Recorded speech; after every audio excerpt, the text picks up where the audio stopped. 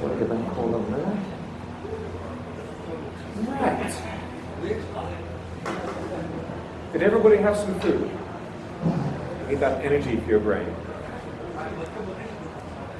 Okay, so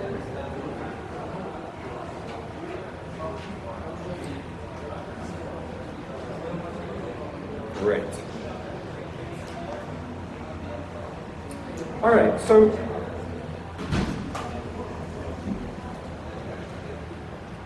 in the first session, I was looking at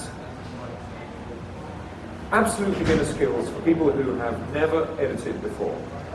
So the purpose of the session is to give you the most fundamental introduction to nonlinear editing. And I think we got to the point where people could they could edit, get stuff into the project, and begin to produce content. In this session, we're going to take things a little bit further. So we're going to start looking at a little bit more visual effects. We're going to add some graphics and titles. We're going to do some basic color correction. And I'll touch on exporting a little bit more. We're also going to explore questions like GPU acceleration and what impact it has if you have the right graphics card on your machine. And I'm going to show you some more advanced workflows that professional editors use every day to edit faster. And the techniques I'm going to show you are no different from what we looked at this morning. Ultimately, our goal is to build that patchwork, that mosaic of media, from left to right on multiple tracks in the timeline panel. But as you can imagine, this is the 25th birthday for Premiere. And people have been using these technologies for a long time. The art and craft of editing has been around for a long time. And so the craft, not the art, but the craft of editing is very nuanced. One of the things you're going to find with nonlinear editing systems like Premiere Pro is that there are very often many ways of achieving the same thing. And when you're learning, this can be a little bit distracting, because you feel like, I thought I knew how to do this, and then another editor came and they did it in a different way, and now I think I must have done it wrong, because otherwise they would have done it the same way. But it turns out that's not true. There's a rule with computers, which is that it is impossible for you to achieve anything and do it wrong. Just think about that for a second. There is no way, for example, that you could successfully open a Premiere Pro project file without correctly opening the project file. You can't, for example, click on a different project file and actually get the one you wanted. Or single click instead of double clicking. There is no way for you to do it wrong and still succeed. So in terms of learning how this kind of technology works, I want to make a suggestion. And the suggestion is that when you're learning, that you observe what you do carefully, you pay attention to your own actions. And if you ever succeed in achieving anything at all, whether it's finding an option in a menu, or opening a clip, or marking a clip within an outmarks, or removing an effect, anything at all, it takes less than a second for you to think to yourself, what did I do? And if you take that 1 second to think, what did I do? You give your brain a meaningful memory to create. And with that meaningful memory, you will find that the speed with which you learn to use the application will at least double. If you don't take that 1 second to think, I was looking for the user settings, they're called preferences in Premiere Pro, and what do you know, on macOS I found them under the Premiere Pro menu. That's just like every other application on macOS. That 1 second means that your brain then knows the bit of the information that it needs to store. And every time you repeat the skill, take that 1 second, and you're reinforcing it.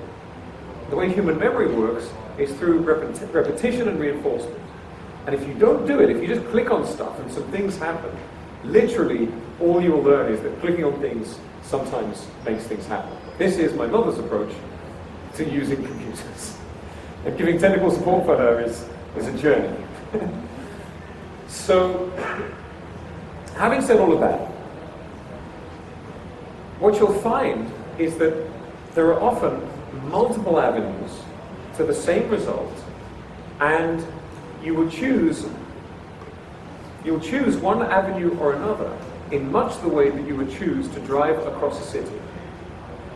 Now, I'm not that familiar with Dubai. This is my 5th or 6th visit, and I like Dubai, but I don't know the roads well enough to recommend a journey if you were driving from one side to the other. But in London, for example, we have the M25, the circular road around London. In fact, in Paris, they have the périphérique.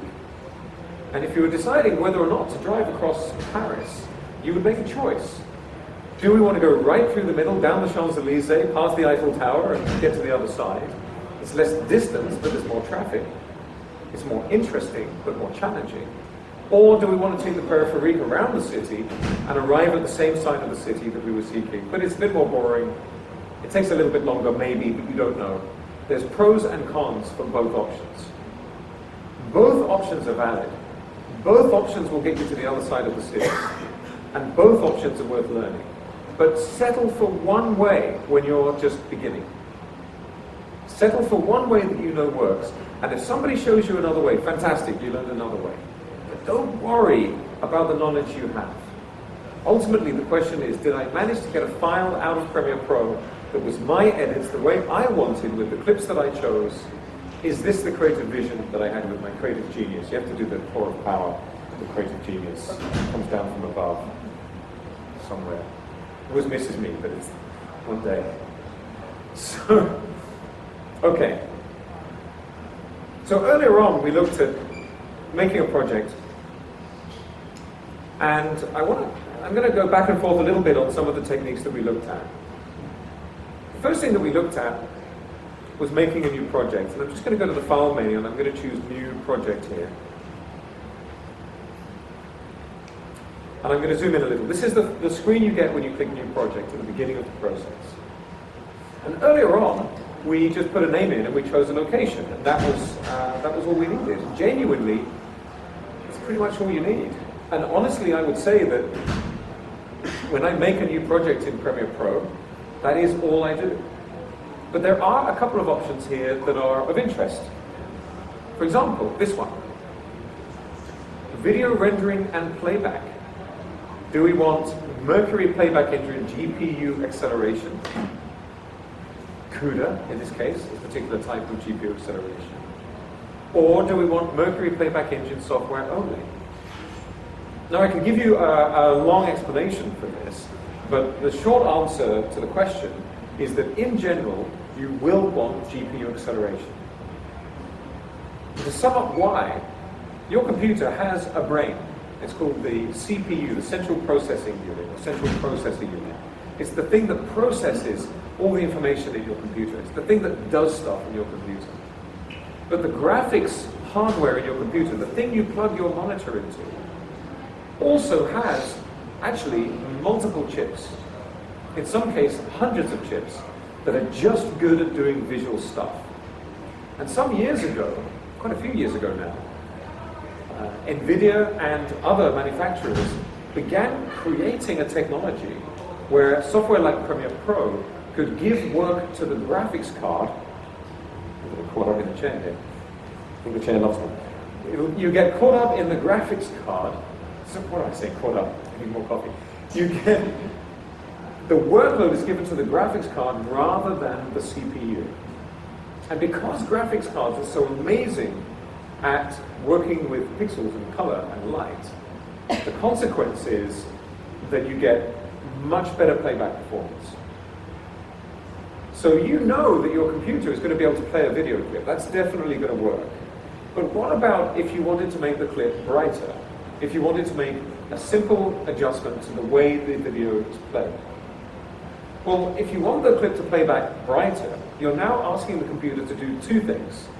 You're asking it to play back the video and adjust the appearance of the video as it plays. Just to give you a sense of scale, the amount of information stored in a single color pixel is equivalent to 3 letters of text in a regular Latin script. I think it would be a bigger amount of data in Arabic because the pictorial fonts are bigger. There's more characters. But for my simple brain, let's stick with the Latin script. 3 letters of text for each pixel, which means in a full HD video clip, which is around about 2 million pixels per frame, that's the equivalent to 6 million letters of text per frame. 6 million, just to play it. And there's 25 of those a second. So that's let me get this right, that is 150 million letters of text worth of data that your computer has to play. 150 million just to show you a second of video. And while it's doing that, you're also asking it to do blur effects and 3D explosions and virtual lights and cameras and space. No wonder that sometimes it can't do it. So GPU acceleration, graphics processor unit acceleration, means getting the graphics hardware on your computer to do some of that work. And take it from me, the performance is great without it. You will want it. And not that I'm on a commission from NVIDIA, but you will want a powerful graphics card to increase the playback performance on your system. Now, this has no impact whatsoever on the quality of the video. It has no impact on what you deliver, nothing. The difference is, if I have a video clip in my sequence and I want it to look brighter or a little bit warmer, a little bit more red, maybe I want to put a soft focus effect on, maybe I want to shift it in 3D space. If you do have the right graphics hardware, it's very likely that you can just put the effect on and press play. If you don't have the right graphics hardware, it'll look fine, but you may have to render first. And rendering is just like an artist's rendering. If you were an artist and you were rendering an image of this scene, me sitting here talking to you with my Madonna microphone on, I think she rocks it better than I do. It's not a competition. It would take you time to draw the picture. It would take you energy, and it would take up paper. When you render special effects on a computer, your computer creates a new video file that looks like the original with the effect applied. You now have your original video file and a new additional video file that looks the same but with the effect. It took time to make it, it took processing power, and it takes space on your hard drive. But when you render, the playback will then be smooth, whether or not you have any kind of acceleration on your system. You had a question? Yeah, on Metal Sierra, we now have 3 options as a renderer. Right. So, on GPU, we would have OpenCL and... OpenCL, CUDA, and Metal. Yeah. Right. So OpenCL, CUDA, and Metal are 3 different technologies that provide the same facilities. So all 3 of them allow Premiere Pro to use the GPU to improve playback performance. These are 3 competing technologies from 3 different companies, and they're being developed in different ways and at different speeds. As of today, regardless of the potential that those technologies have in the future, you will probably find that in order of performance, it's going to be CUDA, OpenCL, Metal. Use whatever you can use. But you'll probably find if you test it, it'll be in that order. Now, what do I mean by performance? Well, what I mean is, maybe with one of them, you'll be able to add 2 visual effects to a clip and play back without the playback stutter. It's called drop frames. But maybe with the other one, you'll be able to add 3. That's the difference. Again, I must emphasize that this is going to have no impact on the quality and no impact on your final deliverable file. It really just impacts 2 things. Or 3 things, but let's not worry about the 3rd one. 2 things that are worth talking about today. One is when you're working on a sequence and you press play, does it play? The second is when you export the file, export, media, choose to make a media file. the GPU can be used to perform some of the work of creating that file, which again means that creating the file is faster. Premiere Pro as an application fully supports the hardware on your machine. So if you've got a multi-core CPU, every core is used for playback and for export. If you have a GPU, it'll use that for playback and for export. If you have an i7 CPU, a lot of people when they're looking at buying a computer, and Intel they have i5 CPUs and have i7 CPUs, and you think, oh, it's about 100 and whatever, I don't know if I want to pay the difference. You do. And the reason you do is that the i7 CPU has what's called a full instruction set, which includes decoding and encoding functionality for video, which is exactly what Premiere Pro uses to improve performance for playback and encoding. Again, the quality is unchanged. The output result is the same, but as a user interacting with the technology, you'll find you'll have a smoother ride. It'll be more responsive, and you won't have to wait as much for rendering. Okay? So this menu is important, but by default, it's going to be GPU acceleration anyway. These display formats, I'm not even going to get into. Don't worry about it. It's just the way time is displayed. But down at the bottom here, this thing I mentioned earlier, display the project item name and label color for all instances. What this means is, if you recall, we had clips in the bin in the project panel, and you'll notice by now that I tend to use the word bin and project panel synonymously, interchangeably. And because they basically are the same thing. It's the store inside Premiere Pro for your clips. The clips in the bin will have a name.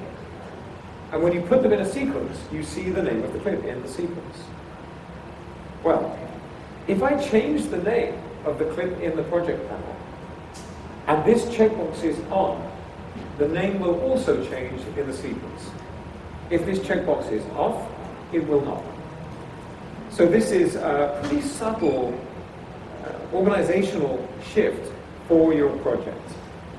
But it is a project-specific option, not a user preference. You can also change the color of the clip icon or the clip segment on the timeline. Again, does the color change if you change it in the project panel or not? That's what this checkbox is for. Okay, so I'm going to cancel that. I'm going to go back to that amazing project, because I want to show you another couple of things in this project. Then we're going to move on to another project. Now, this media is pretty sweet looking. But let's say I think this looks too warm. Now, there's a keyboard shortcut that I want to share with you that's incredibly useful. And the keyboard shortcut has a funny name. It's the accent grav key. Accent grav, shortened to grav. It's spelled like grave, G-R-A-V-E.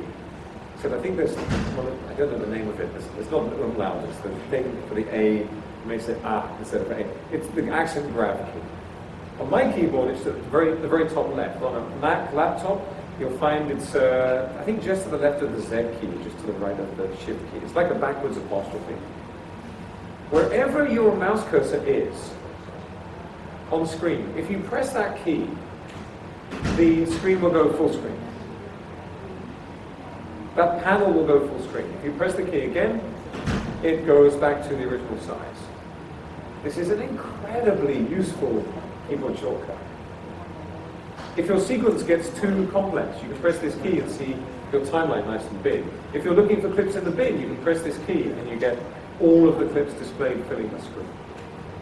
I use this constantly. I probably used it a few times in the earlier session without even realizing I was using it. This is a really useful keyboard shortcut. Now, some keyboards don't have that key. And so you'll find the same option is available in the panel menu, which remember is the air conditioning duct menu. You've got panel group settings, maximize panel group. You can also create your own keyboard shortcut with that in the keyboard shortcut settings. Okay, now let's say I think that this clip looks great, but it's too warm, and I want to cool it down. Now, to do this, I'm going to use a visual effect. I'm going to change the appearance of my video. And the rule in Premiere Pro is that you select and work with the clip you want to change. And I know that sounds like a really dumb rule, but when you start working on more complex effects, you're going to discover that sometimes you're not quite sure about which clip to put the effect onto and which clip to adjust. So just remember that the clip you want to work on is the one that you work on. Remember that really simple rule. So in this case, I've got the clip here on the timeline. And if I wanted to, I could go over to my effects panel. I could expand out my video effects. And I could look at this color correction here, and I've got all of these color adjustment, color balance, color mixer, and so on. I could even, if I want to, you notice at the very top of the panel there's a search field. If I click on that and type in the word color, this is a US spelling rather than British. Anybody? Quelqu'un parle français? Enchanté. Je suis comme un enfant en français, my only French joke that I used to know is, I would say, does anybody speak French? And somebody usually says yes, and I would say, je ne peux pas parler en français. Which means I can't speak French in French, that's my French joke. Actually, the second phrase I learned was, pardonnez-moi, je suis anglais, mais ce n'est pas mon faute. Which means, forgive me, I'm English, but it's not my fault. And I found that in Paris you get better food. So I can type in the word color here, and any effects that have the word color in the name will they will appear automatically. You can see there's a few additional options that I didn't find before. They all popped up. So if you know the name of an effect, you might as well type it in at the top and save yourself a few clicks. There's another great trainer, a guy called Simon Walker. He shows a lot of effects work. He's a great Premiere Pro trainer.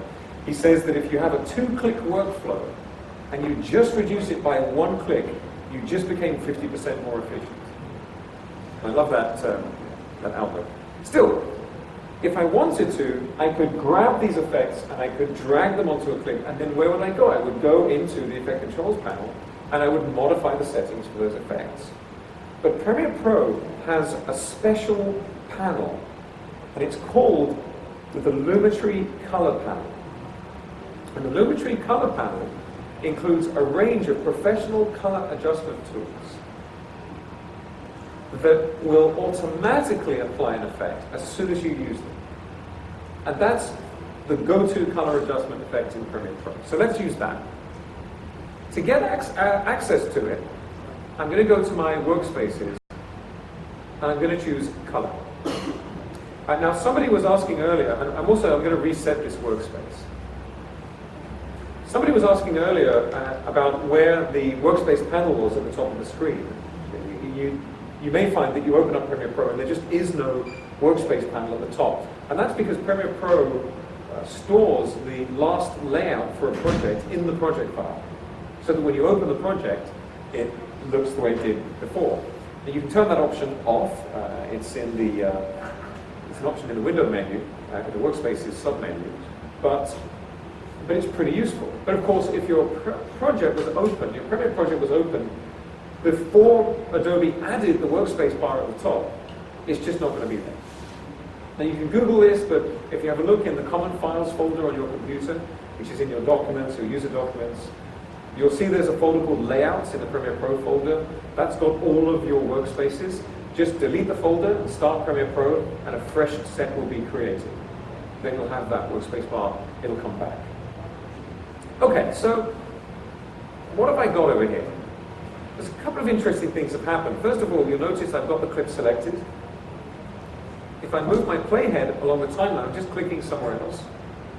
You can see the next clip got selected automatically. I'm going to move the playhead back. Now this clip's been selected.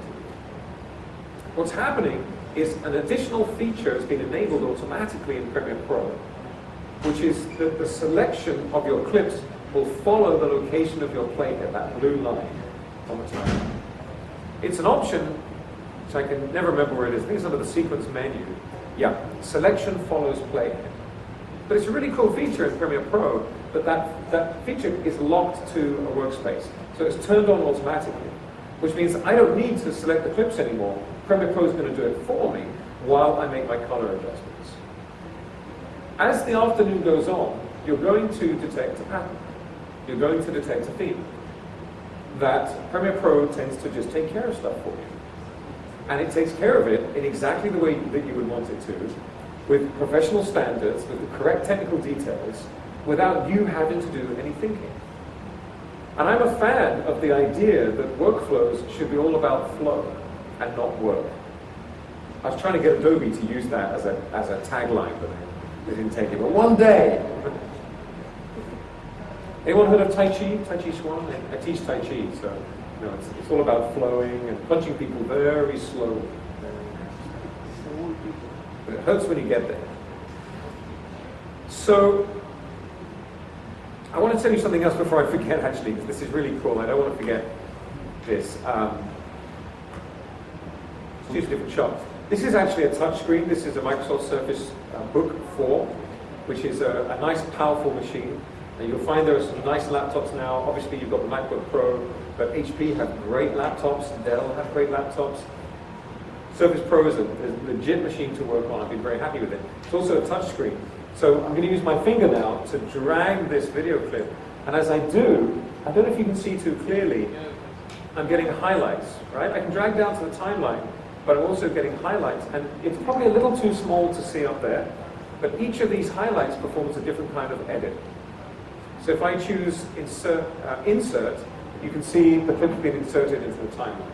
So if you are working with a touchscreen, there's full touchscreen functionality built into Premiere Pro. And what's cool with the Surface Book, I don't work for Microsoft, by the way, but it is a cool laptop. You can disconnect the screen, and the laptop is actually the screen. So it's a fully functioning operating system, and you can just use touch gestures or a pop-up keyboard if you need it, and just not use the keyboard. But the keyboard, anyway, I won't tell you all the spec on the Surface Book, but check it out, it's good, I'm happy with it. So I'm going to undo that, and let's get back to our color correction. So our playhead is lined up, and I've got the clip selected. I'm looking at the clip in my viewing monitor, and over on the right, the Lumetri color panel has appeared. Now, can anyone tell me, if you couldn't find the Lumetri color panel, where would you go looking for it? From the top color, Windows color. Right, okay, so, but let's say your workspaces weren't working, so you couldn't click on the word color. How would you find that one panel? The effects will give you the list of available effects, and Lumetri color is an effect, and you can drag it onto a clip, but that won't give you access to this Lumetri color panel, which is a specific panel. Where would you go in Premiere Pro if you couldn't find a panel? Windows. Yes, right, okay. So, but it's not in the workspace menu, it's just the window menu. If you look in the window menu, you'll find everything. So it's a safe bet if you ever can't find something, or someone's interfered with your layout or something like that. The Lumetri color panel is divided into sections. We've got a basic section, creative curves, color wheels, HSL secondaries, and vignette. And it's pretty much designed for you to start at the top and work your way down through the sections. For this purpose, I'm just going to go into the basic correction, and we've got the option to specify an input LUT. Now, everybody knows what an effect is now. You know what a visual effect is. And you can probably guess that it's possible for you to create a preset for an effect. And a preset is just an item that has a pre-selected setting or group of settings that you can apply to other clips. It's very easy to make a preset in Premiere Pro. If in doubt in Premiere Pro, you right-click, and here, for example, I can right-click on this motion effect and choose Save Preset. So it's going to be right-click, Save Preset, and I'll have an item that I can apply to other clips.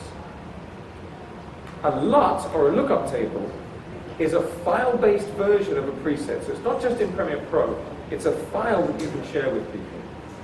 And it's a very nuanced color adjustment. In fact, they're often called color transforms. And a color transform very selectively adjusts specific types of color in the image and changes them in subtle ways. Or not subtle ways, depends on how crazy your colorist is. But you'll find that a lot of cameras nowadays, particularly cameras shooting in RAW formats, shoot very flat-looking pictures with very dull color. The reason they're doing that is so that in post-production you can stretch out that range of color and light to maintain detail in the highlights and shadows. And it's a solution that the camera manufacturers came up with because of the way our eyes perceive light is not linear. The way our eyes perceive light is complex. And so to compensate for that, the cameras and the software manufacturers, they came up with this complex system. So for example, if you're shooting on an Alexa and you wanted to convert your images to Rec 709 from log C, you would use this preset, LUT, and it would convert that log C capture system on the Alexa into something that is HD. The short version of this is that it just looks nice, and it doesn't until you do it. But we're not going to use any of this functionality. I'm not talking about Alexas today. But up at the top here, I've got a white balance option. And I'm pretty sure that his shirt at least should be white. Looking at her dress, it looks like it's cream, but his shirt should certainly be white. And by eye, I don't think it is. I think that the colors on here are a little bit too warm. Just going to zoom out a little bit here. And you see we've got a temperature option, so I can just click this slider and drag across towards the blue until it looks a little better. Maybe I'll take a little bit of the magenta down as well. And that looks a little bit better to me.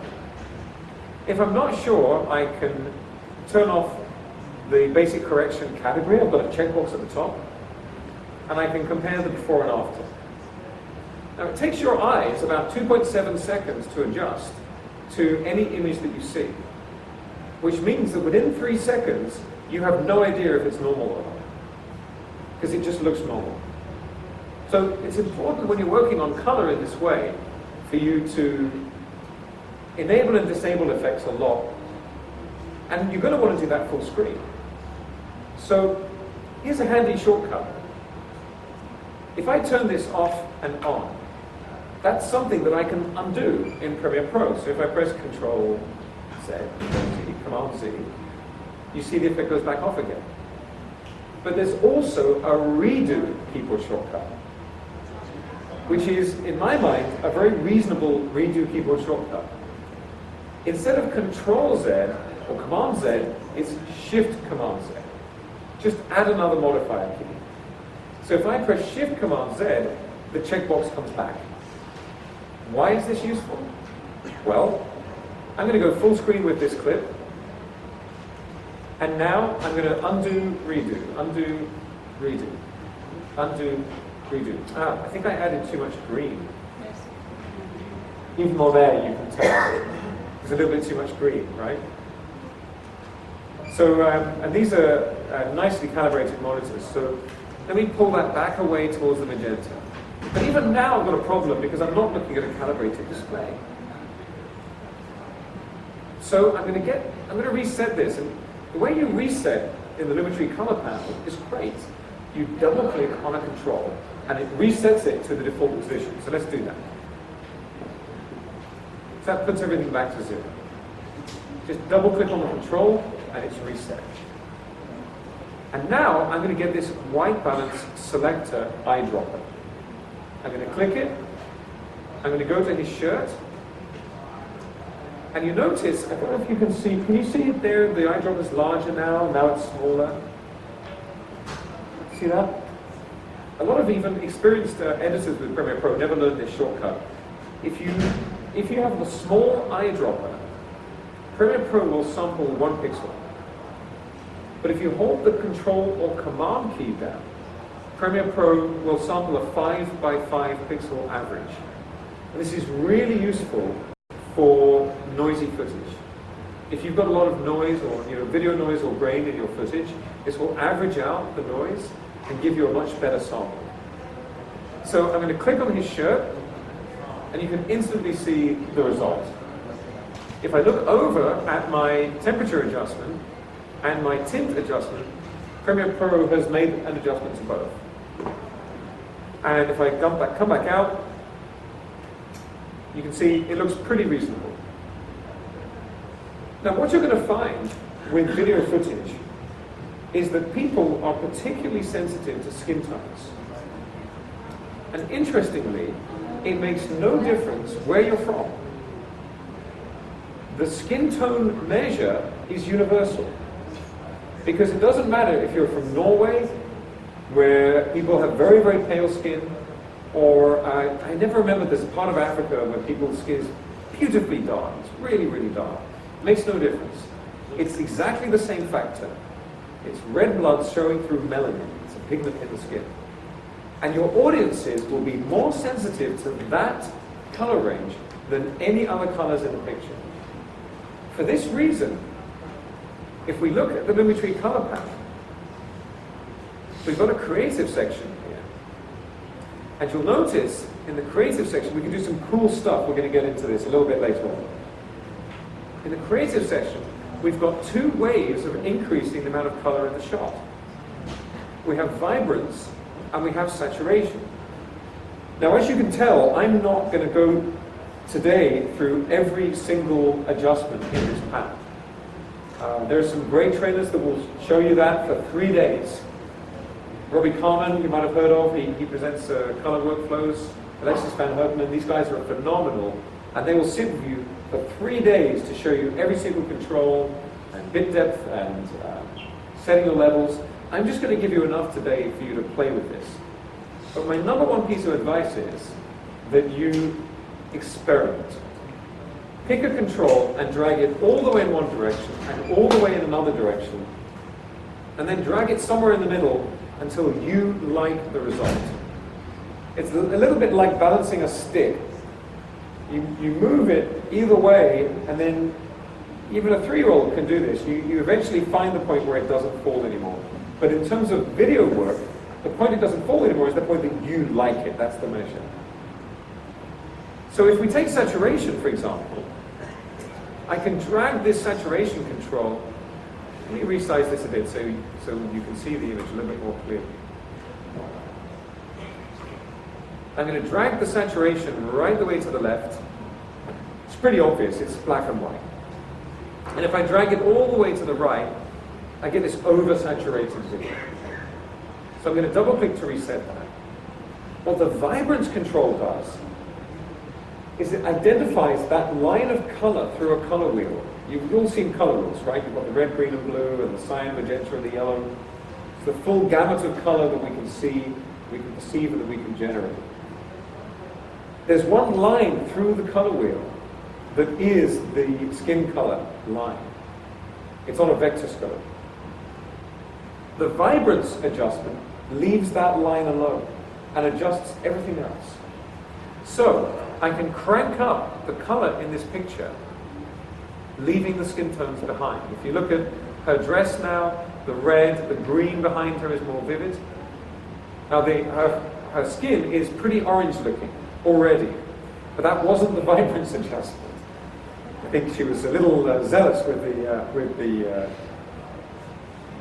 face powder that day. But you can see also I think we still could pull over a little bit more in the temperature adjustment just to fix that, because it was daylight. So, but the vibrance adjustment is the system doing the work, and it's great. So let's say you've got a shot of somebody walking through a garden with flowers in the garden, and you want the color of the flowers to be really punchy, but it's not the flowers that your audience is going to use to know whether the shot is real or not. They're not going to use the flowers to gauge whether it's natural looking. It's going to be the skin tone. So you want the skin tones to always match, and in general you're going to want to use the vibrance control, not the color saturation, to crank up the color. It's very interesting. It's a relatively new development in color theory and color adjustments. Can I add something? I learned it. I don't know if it's right or not. They use it in cinemas. If they want to keep the audience feeling hot or cold in the cinema, they use that blue color or light bright, a bit brightness blue color to keep the audience feeling what the message or the story that they want to send it to the audience. And they can play it with the color section. Is it right or wrong? Right, yes. So the question is about using the blue or the orange end of the scale to change how the audience feels physically, you know, Yes. do they feel warm or cold? And absolutely, that's right. It's very interesting. It's not really, we should talk about this over a coffee because it's very interesting, but it turns out that human perception is based not on what we perceive, but what we expect to perceive. Our anticipation is what foreshadows the experience that we have. And it's only when we receive enough counter-evidence that our perception changes. For example, probably everybody's had the experience of seeing a friend walking down the street towards them. And you see your friend and you see their face.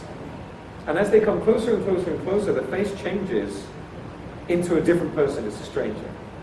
And you were seeing your friend until they got close enough for your brain to get enough image information to realize, oh, wait a minute, that's not my friend, that's somebody else. Which means that what you experience triggers perception. It doesn't cause it. It's fascinating. There's actually a word for that process of people's faces changing in front of you. It's an old Victorian word, transmogrification. Sounds like something out of Harry Potter. Fantastic. Transmogrification is the original word. But this applies to all of our perceptions. We tend to associate orange colors with warmth because of firelight, the warmth that we get from a fire. And we tend to associate colder blue colors, see I said the word colder, with daylight.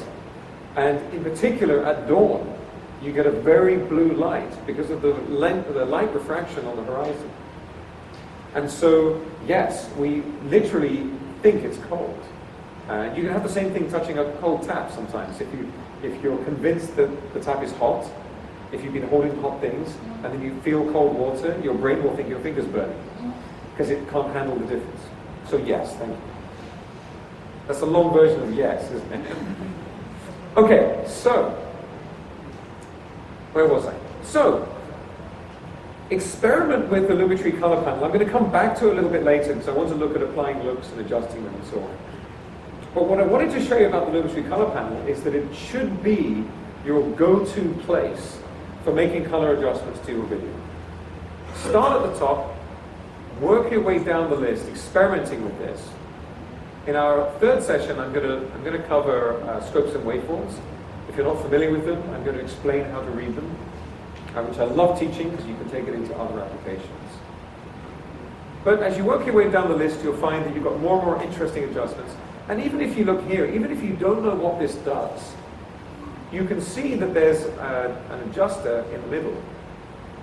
And so you can just take it to an extreme. Let's take this all the way over here. And I can see what that's done is it's made my shadows really blue. And the clue's in the name, isn't it? The control is called shadow tint. So if you're not sure, experiment. I'm just going to undo.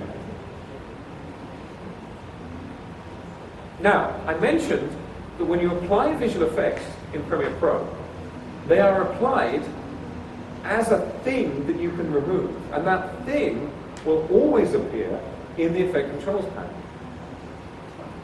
Now, the Lumetri color panel is a unique exception to the rule. Not that rule, to a different rule. And the exception is that every visual effect in Premiere Pro, you apply by dragging it from the Effects panel onto the clip. Every single one, you're going to find it there. The exception to that rule is if you look at the top here, these fixed effects, the motion control, where you can change the position, the scale, the rotation, those things are always going to be there automatically. But any other visual effect, you drag it on. The exception to that rule is the Lumetri color panel. If you ever make an adjustment to a clip using the Lumetri color panel, it applies a Lumetri color effect automatically without you having to drag it onto the clip. So it's a shortcut. And I like shortcuts because it means I can spend more time drinking coffee and going for walks in the sunshine, which, as we mentioned, we have plenty of.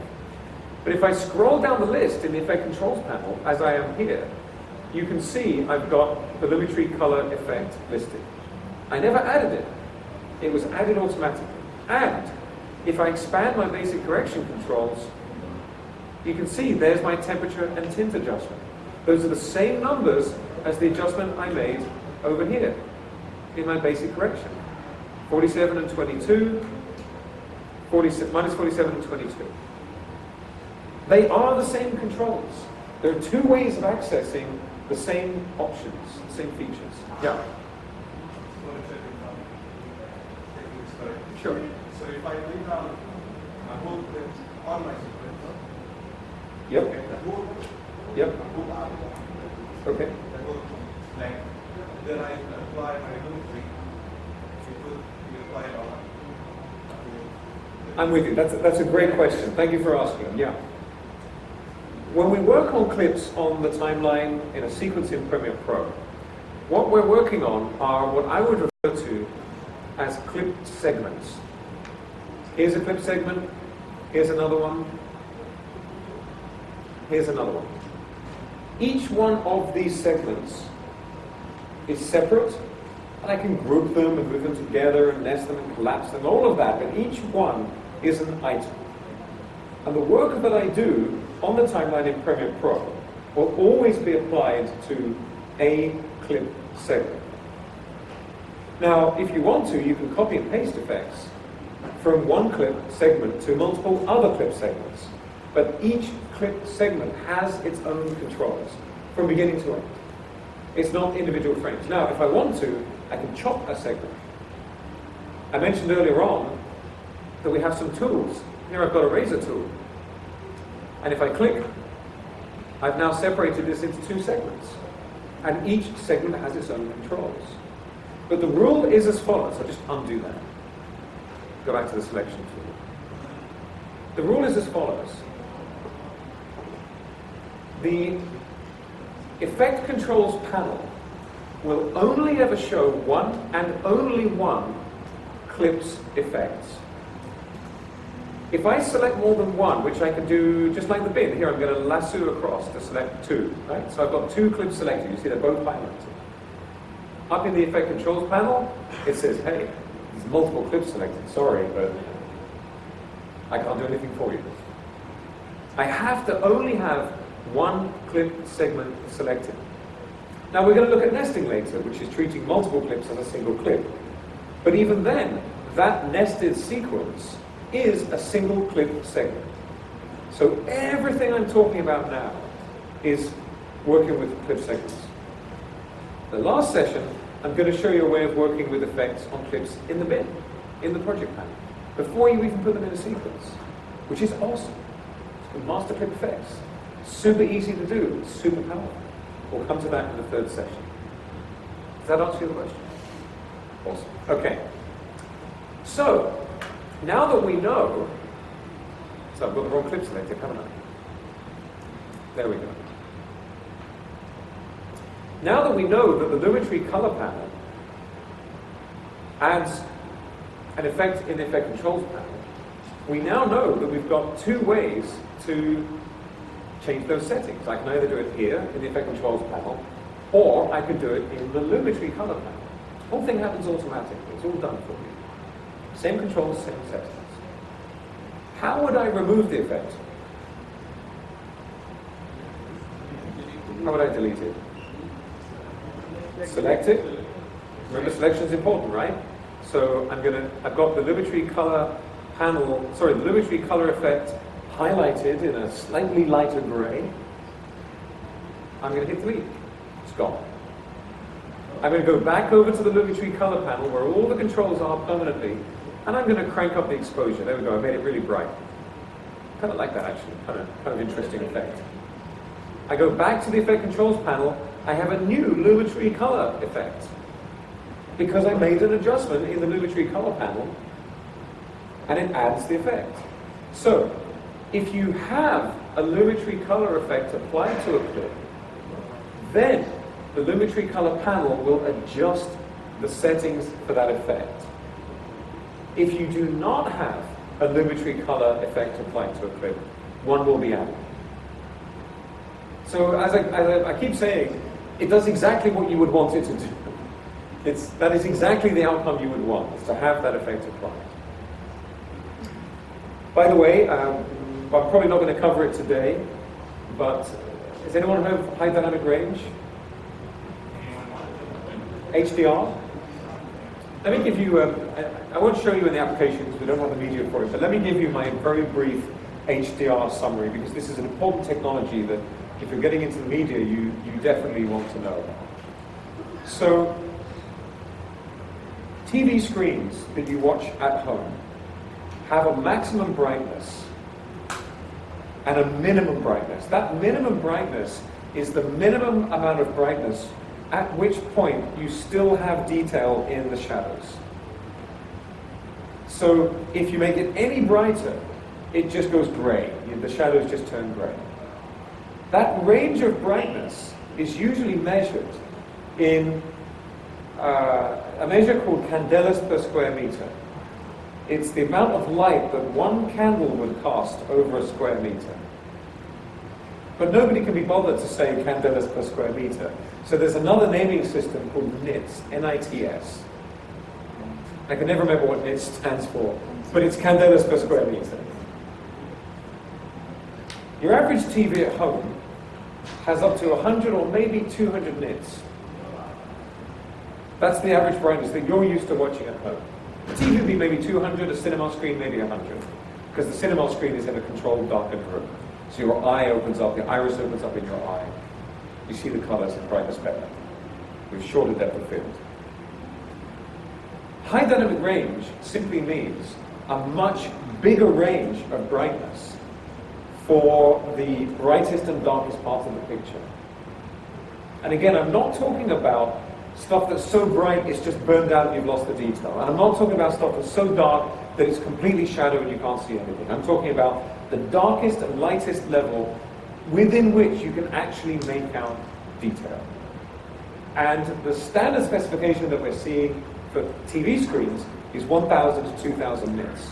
So it's a factor of 10 times brighter. And it looks amazing. So you could have a scene where people are sitting around a campfire talking, and one of the logs, one of the pieces of wood explodes, and you get these bright little cinders pop out from the fire. And it's right on the screen without you losing the detail of people's clothes and hair and that kind of thing. So this technology is called HDR, or high dynamic range. It is an important technology. All of the major camera manufacturers are developing ways of acquiring it, and Premiere Pro has support for it. So if you're working with HDR media, you're great. But remember that in order to view and experience high dynamic range media, you need a high dynamic range screen.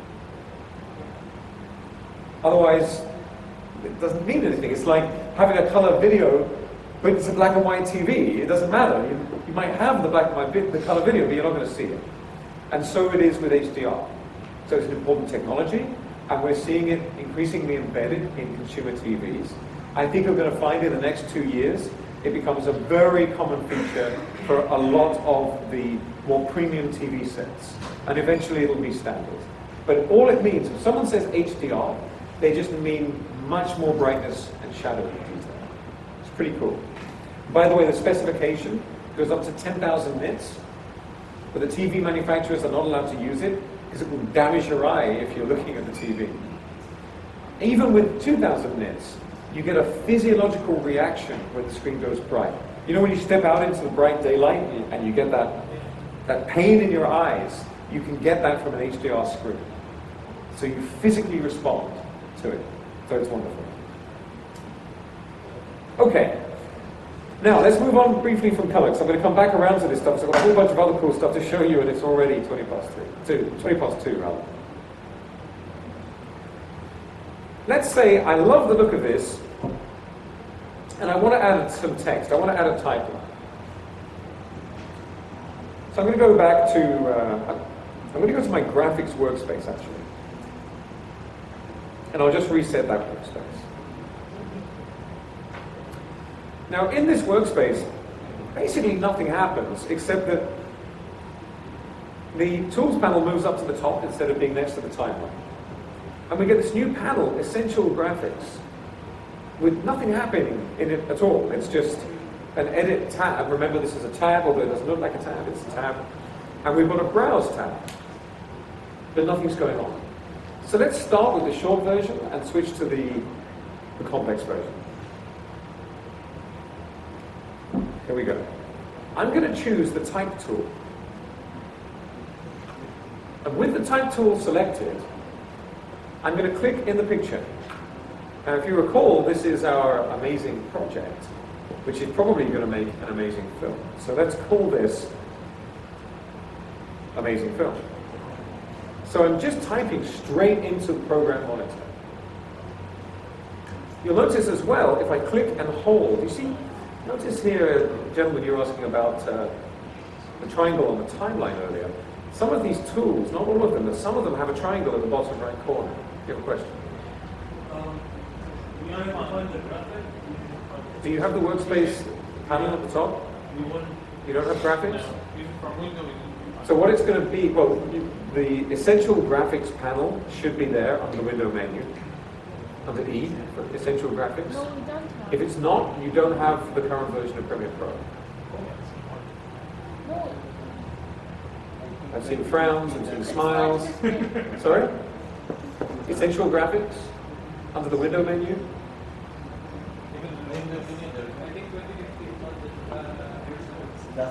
Then you must have an older version. The new version, 2017.1, it's under Window, Essential Graphics. They're all in alphabetical order. It's a very new feature. It was the last major update. Okay, could you just take a photo for Okay.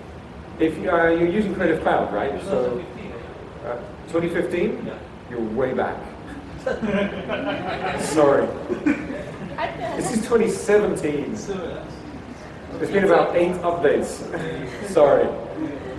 So you know, with Creative Cloud installed, all you have to do is be online and say, yep, update, and it'll update. But don't do it through a mobile hotspot, because it's big. It's a big file. Oh, I don't know. How many gig would it be? I don't know. Several. Sorry? It's not free. Well, if you have Creative Cloud, then it's just, then you have a license, and so,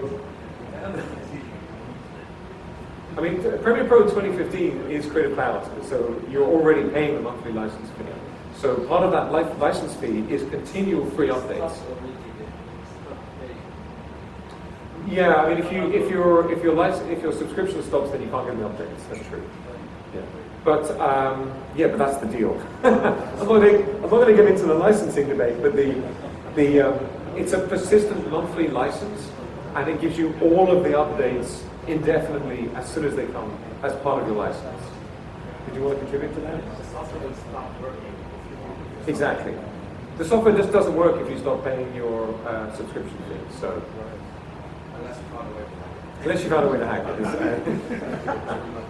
Yeah. So if you have a legitimate monthly license for Creative Cloud, you can easily get access to Premiere Pro 2017.1.2 because it's just in the Creative Cloud application. You just run the update. But a lot of people actually these days, they get Premiere Pro, but they don't install the Creative Cloud application. And the Creative Cloud application is a separate installation, and it manages the versions for you. So if you install, just go to the Creative Cloud website and download the Creative Cloud tool, and you can see it on my machine right here.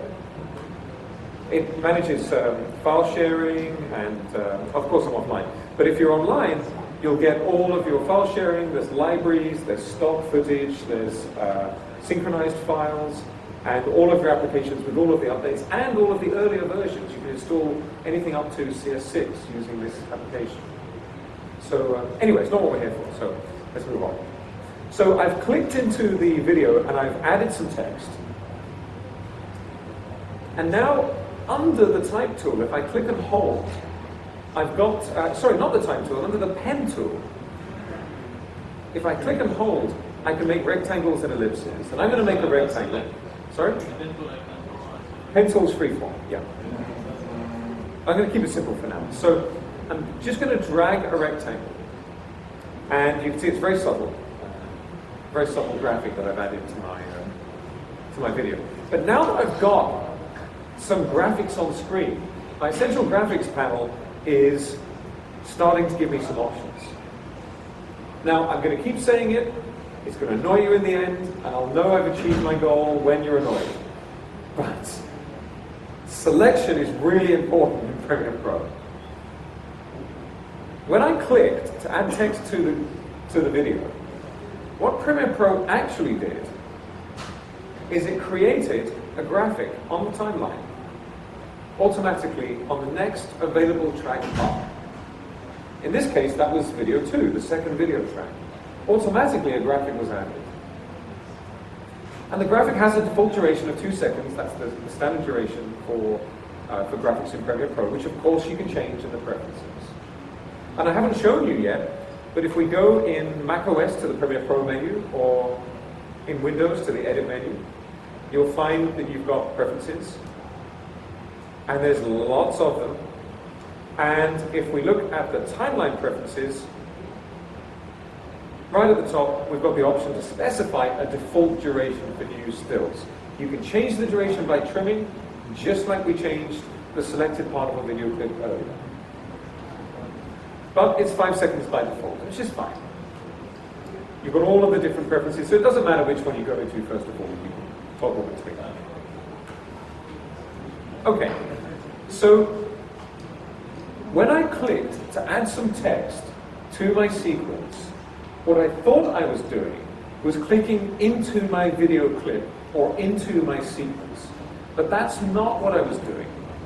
What I did was create a new 5-second clip in my sequence that is the graphic.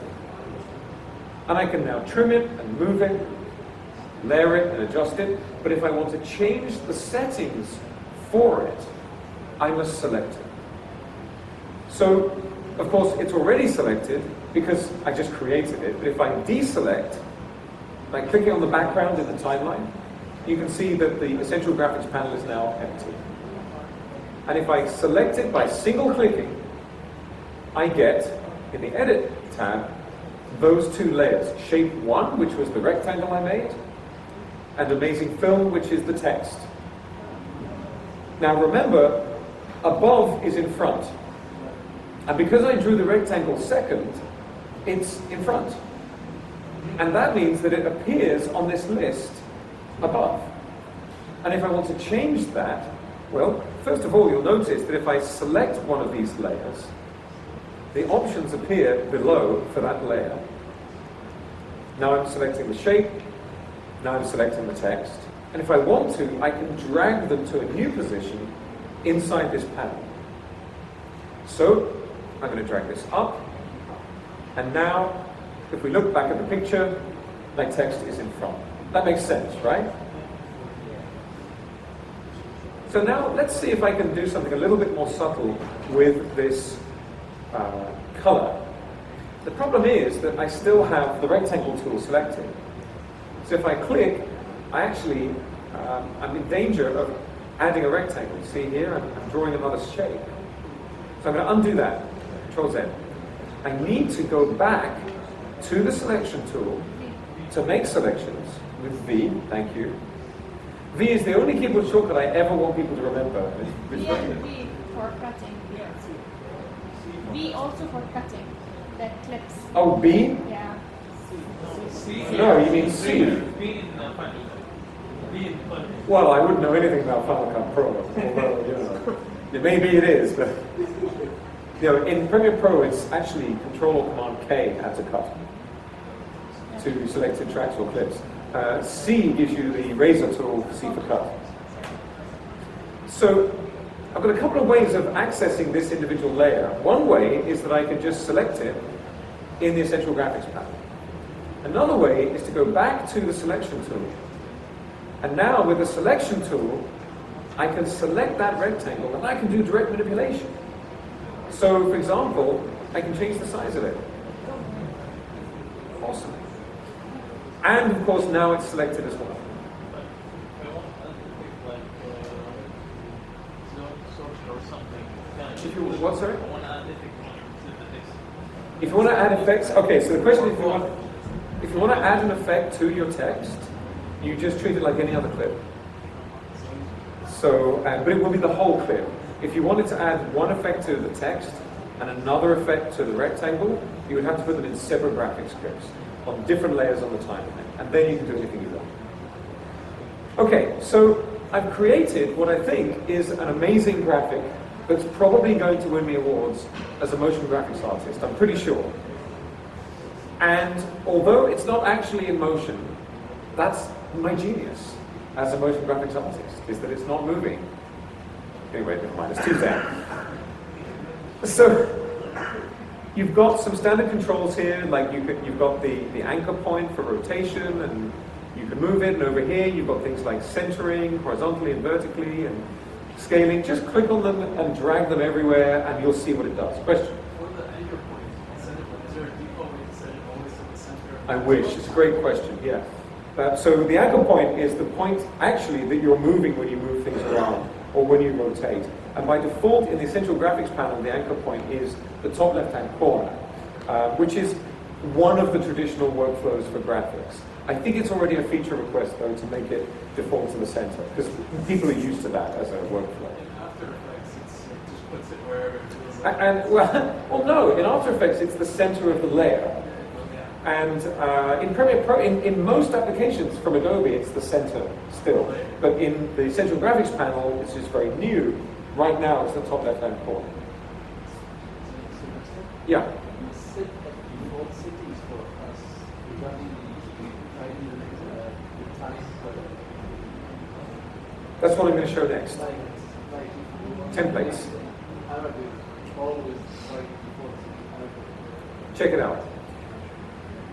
The second tab of the Essential Graphics panel is full of presets. That is the first ooh I've had all day.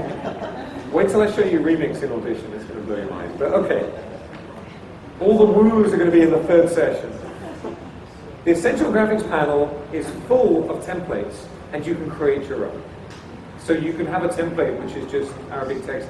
I don't believe... Go for it. Okay, so I want to just mention something. Since we were talking about upgrading, if you install the latest version, 2017 1.2. 1.2, you now have Arabic support for your text. Okay, so you can type direct Arabic inside Premiere Pro. All right, yeah. And this is thanks to the Dubai office, because we have been pushing the development team for the last 5 years to do it, and finally they did it. Okay? Try it out and let us know. And next release coming soon, you'll have that in After Effects as well. Yep. Yep. This is the rock star Joe Kalkouri. Okay, are we ready to move on? We find out.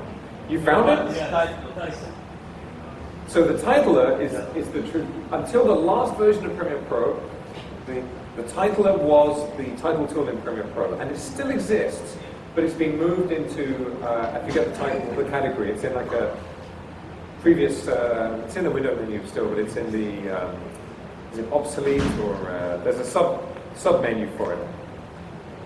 Okay. So, where am I? In my Essential Graphics panel, I have multiple categories. And these are not just still images with multiple layers. Some of these are animated. So, for example, let's see, if I go, let's have graphic overlays. Oh no, that's an overlay. Let me bring up my, oh maybe we will have lower thirds. Okay. Let's have this classic lower third. Oh, that's fine. Okay. So let me get rid of my transparency grid. So these presets are designed for you to use as a starting point and modify them. In the last session today, I'm going to show you how to create presets of this kind yourself in After Effects. So if you know After Effects, you can generate your own concept title content and then use it as a default in Premiere Pro. I'm losing my my categories here. Maybe it's under the sports one. It's not this. News package. Let's try that. And the news transitioner. Before you edit. There we go. Well, you get a thumbnail preview, and the system now, what you're seeing on my screen, is Premiere Pro firing up After Effects and loading the dynamic link library to see this content. I'll just mute this track so I don't blur out your ears, but you can see the results of this. This is an animated sports transition effect. These are all included as standard, and all you have to do is drag it into your sequence, and you're ready to work with it. Question? This is in alpha. Alpha? Oh, with Alpha channel? Yes. So yeah, we need to look at green screen as well, don't we? So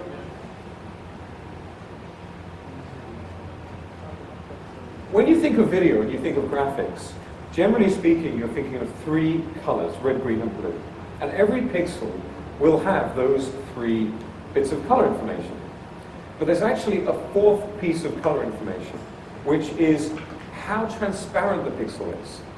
That fourth color channel, it's not even color, that fourth image channel is the same scale as the color channels, but it's measuring the opacity, how visible it is, how opaque it is. Now, the name of that channel is alpha. Not all video codecs are capable of storing the alpha channel. MP4 files, for example, H.264, doesn't have support for alpha. So if you are working with alpha and you need to be able to deliver files to people with transparency, you might recognize the transparency grid in the background there, because Premiere Pro timelines support transparency as well, just like After Effects. You must deliver using a codec that supports it. There are a number of codecs that do, but most of them do not, because most of the time people don't need it. And you can produce an image sequence like a Targa or a PNG image sequence. You can do a QuickTime movie with RGB+, the animation codec, which supports alpha. And you can also use Cineform. I'm trying to think. ProRes 4444. Yes, ProRes 4444. There's another one as well. The new, there's like an addendum to the GNX HD, I think, which allow, the GNX HR, I think, has a variant, a 10-bit variant that includes. Oh my God. But you need to know that there's a distinction. So, and the question is, are these with alpha? Absolutely. You'll find some graphics applications don't use alpha that way. They just use an absolute 0-point black level, and none of the content has absolutely zero luma. So you just do a very basic luma key effect, which converts brightness into transparency, and that's how a lot of companies deliver their content. It surprises me. I thought they would just put alpha channel there. There it is. Okay, moving on. Sure.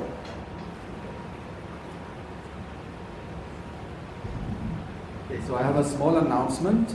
Dubai Culture, who is a very good sponsor to this event as well. You know Dubai Culture, right? They're organizing a workshop from 1st of August till 10th of August for makeup and makeup for movies and special effects. So that's going to be huge. If you're interested to register or register someone, you can talk to us later. But basically, you write this down. It's you can email to DFY, so DFYT workshops, DFYT workshops at dubaiculture.ae. And this is also thanks to behind the scenes. Hamad Salem, who's sitting there, is behind this drive as well. Okay, so DFYT workshops, one word, at dubaiculture.ae. So this is something nice if you or some of your friends are interested in makeup for special effects. This is the one for you. Okay? Thank you. Great. Excuse me. Awesome. Okay, so Right, we've got a lot to cover. Now, so adding graphics, pretty straightforward. And you can duplicate graphics and copy and paste them. You can drag them into your project panel to make a standard copy that you can use in multiple locations. But the principle is pretty straightforward. Okay, so I want to talk a little bit about audio. I've got a piece of music here, and I want to change the volume. I've muted it. Let's say I just want to make it quiet. Well, if you look very closely at that audio clip, there's a thin white line across the middle of it. And if I look, there's a settings menu at the top of the timeline where you can enable or disable show audio keyframes. Now, a keyframe is a mark that contains settings of some kind. The simplest example of a keyframe that I can think of is audio volume. So at a particular point in time, how loud should the audio be? And 5 seconds later, for example, how loud should it be? Adding keyframes is very, very easy. And what's funny about the name is that the name originally comes from animation, where the lead animators at places like Walt Disney, would draw the key frames of the action, and then the secondary animators would fill in the frames between them. So the keyframes were very important for animation purposes. And this idea was picked up by nonlinear editing systems to incorporate any kind of adjustment over time. Now, when you assign a keyframe, you do it by creating a keyframe marker. But over time, the names have sort of merged and slipped together and combined, so that now, when people say the word keyframe, what they actually mean is the marker, not the frame. This really confused me when I was learning how to edit. I had a massive mental block about this, because I couldn't understand how you would be putting the thing in the frame, but it's not the frame, but it's on the frame. Where's the frame?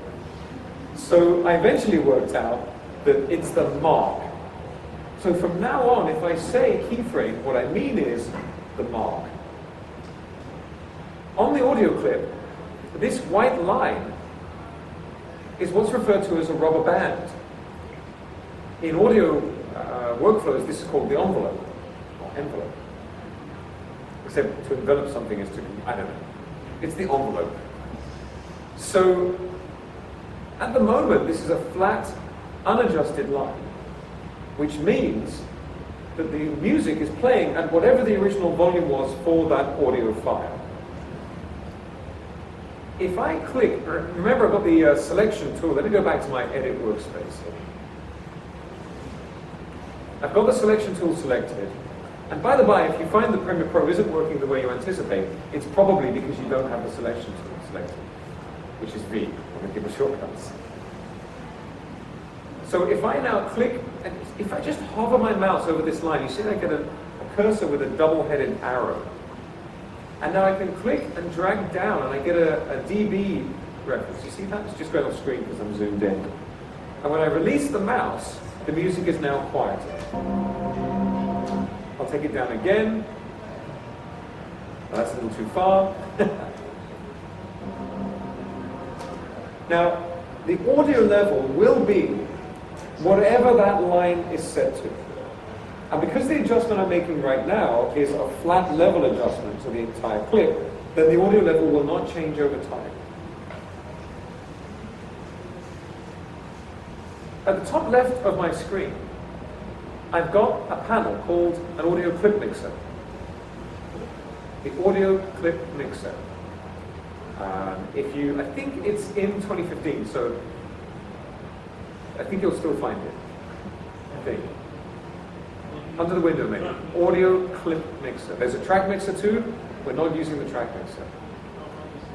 That looks like the track mixer. Track mixer. Yeah. Track mixer is a different tool. Look under the window menu, audio clip mixer. In 2015, I think the track mixer was the default one. Yes, there is. You have it? Okay. Okay. So,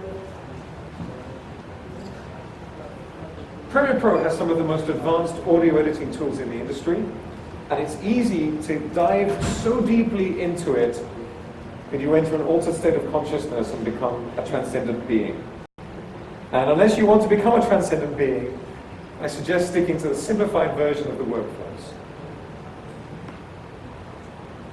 There are several different places that you can adjust audio level in Premiere Pro. You can adjust it in bin, you can adjust it on the timeline, you can adjust it on the clip, you can adjust it on the tracks, you can adjust it on output.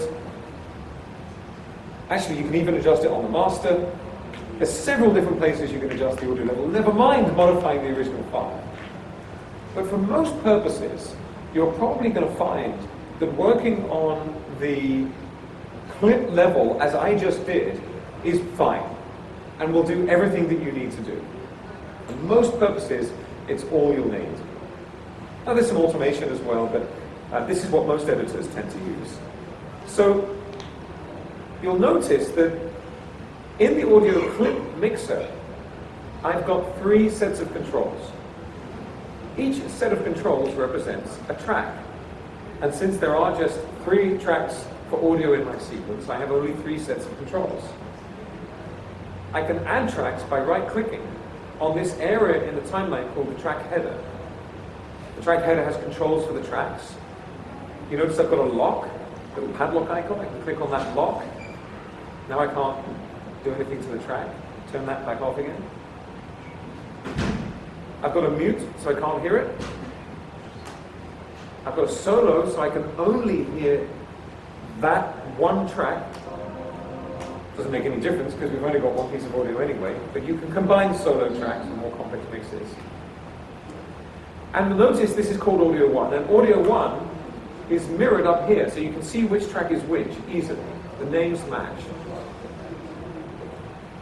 And you'll notice this is showing minus 14.6, and that's because I modified the audio level by dragging it down here. Now, I want to keep zoomed in, and I want to show you the controls at both ends of the screen at the same time, and it's not going to work, so I'm just going to scoot back and forwards across the screen, right? If I drag this fader up, see the line moved? If I move the line up, see the fader moved? They are one and the same. But the audio clip mixer works on clips, not tracks. So if we move to another clip in the sequence, it will be back to whatever settings there are for that clip, and so on and so on and so on. You're making clip by clip adjustments. By default, the adjustments that you make are flat level adjustments. But the last thing I'm going to show you in this session is how to have the audio level change over time. Question? That's a great question. Yeah, you can. Yeah, let me find this wire. You'll notice that, well, yeah, it's a great question. It's also a long answer. So, yes, you absolutely can. Premiere Pro supports mono, stereo, 5.1, and up to 32-channel, multi-channel audio that you can route to any channel on the timeline, and any channel on the master, and any channel on output. So it's extraordinarily flexible control. Because this is a stereo sequence, my controls give me left and right. See here at the top? And that's left and right per clip. But if I have the clip selected, which I do, and I go to the Effect Controls panel, look under my volume, you see that I've got individual channel volume, because it's a stereo clip. So every individual channel has its own separate control, and in addition to that, mix, I've then got the panner control that will direct that mix towards the left or right outputs. If this was a 5.1 sequence, I'd have a 5.1 puck control. If it was mono, it wouldn't matter. But in addition to that, I've also got overall volume. So I've got volume, channel volume, and pan. And if I go to the audio clip mixer, I can right click inside this. This is actually a level control. If I play, you can see I'm getting level on the audio clip mixer.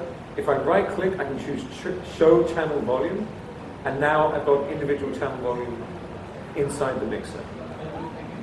I just right click, show channel volume. It's not on your version. Actually, no, I think it is on your version. Yeah. So now again, the audio in Premiere Pro is exceptionally well developed. And we could easily spend an entire afternoon just looking at the audio and still not get to the end of it.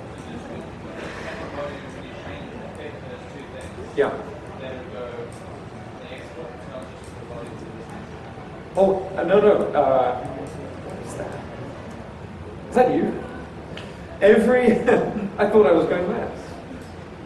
Every change that you make in Premiere Pro, this is just good for everybody to take in. Every single change that I am making in Premiere Pro does apply to my output. Everything. So if you see it or hear it, that's what you'll get. The only exception to that principle is that, of course, what you're looking at on screen is, it's probably an sRGB monitor. And if your output is going to a TV screen, which uses a different color system called YUV, then you're not going to see the colors the way it's ultimately going to be displayed. For this reason, it's critical that you have a screen connected that matches the ultimate delivery system. If you go to a grading facility where they're grading for cinematic distribution using a DCP file, those grading facilities will have a DCI compliant P3 calibrated video projector, because that's the only way they can actually look at the color to see that it's right. Now we're getting more and more nuanced systems now, more and more nuanced screens that can achieve those sorts of color ranges. This lovely ISO screen over here being shown off has a range of different color standards that you can use for grading purposes. But the classic solution is you have a TV connected. If you're producing stuff for TVs, it's not the same as a computer screen. It's a different luma range. Yeah. I was an independent video producer for a while, and I just wanted to share because we were tackling on stereo. Some clients would ask for just the left, and the right would be for the audio, for the voiceover. Yeah. And then when you provide it for other countries, they would just ask for the left channel, and then they would provide for their own the voiceover in their own language. So that's where the left and right channel. I just wanted to share. Thank you. Yeah, I mean, there's 1,000 things that we can say about audio mixing.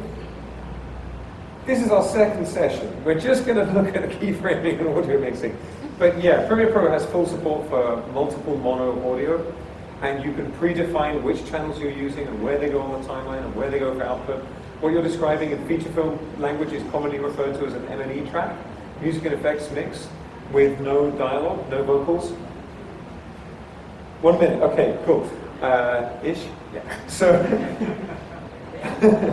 the Euronews, for example, I trained all the editors at Euronews, and Euronews produce multilingual delivery of their content.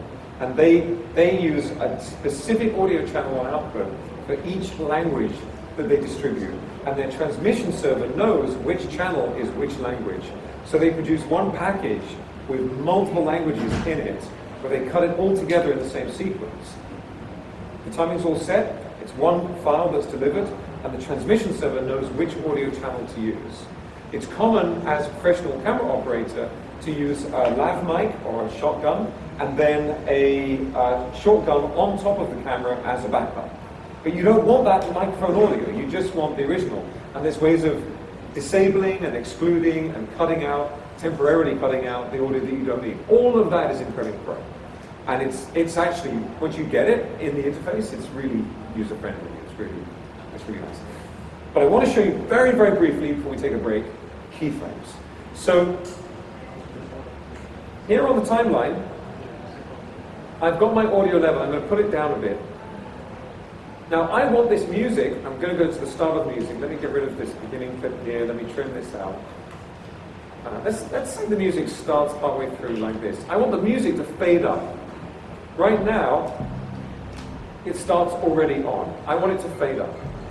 All I have to do is add a keyframe at the point I want it to be full volume, and a keyframe at the point I want it to be silent, and set the settings, which I can do directly on the timeline using the rubber band. Now I can use the pen tool actually to add keyframes, but you don't need to. Hold down the Control or Command key and click to add a keyframe. And that is a keyframe. I'm going to click again and drag down, and by changing the shape of the rubber band, I change the level.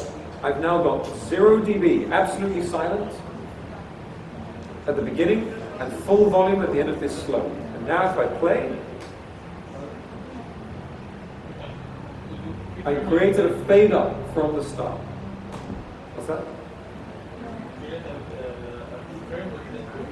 You can use the pen tool or hold the Control or Command key. On a Mac, Command. Hold Command and click, and it'll add a keyframe. So now I can add keyframes wherever I like, and I can move them. See, I can click and drag. Oh, I didn't want to make that Bezier. I'm not going to cover Bezier keyframes today. So I'm clicking and dragging, and I'm creating this very crazy mix. Now you'll notice, if I click back before this dip, which is a visual representation of the audio level adjustment you're going to apply. Watch the fader as I play. So the fader follows the rubber band, and that's why the rubber band allows you to adjust audio level over time. Now, the last thing to say before we take a break is I want to reiterate something I said about modifier keys. I'm showing you a lot of workflows that incorporate the use of modifier keys. And it can be a little bit overwhelming, thinking, well, was it Control or Shift? Or which key do I need? Remember what I said earlier on this morning. There are only 3. You can only get it wrong twice. By the time your boss comes back from getting a glass of water, you've probably worked out which of the 3 it is, and they think you totally know what you're doing. So just try it. If you're not sure, you can only fail twice, and you can always undo. Okay, let's take a break. After the break, we're going to do the really cool stuff. So make sure you get some caffeine. All right? Thanks very much. Okay, thank you. We're going to have a 15-minute break. If you haven't already, there's the Instagram frame. You can have your picture taken if you want to. It will be printed on the spot. 15 minutes.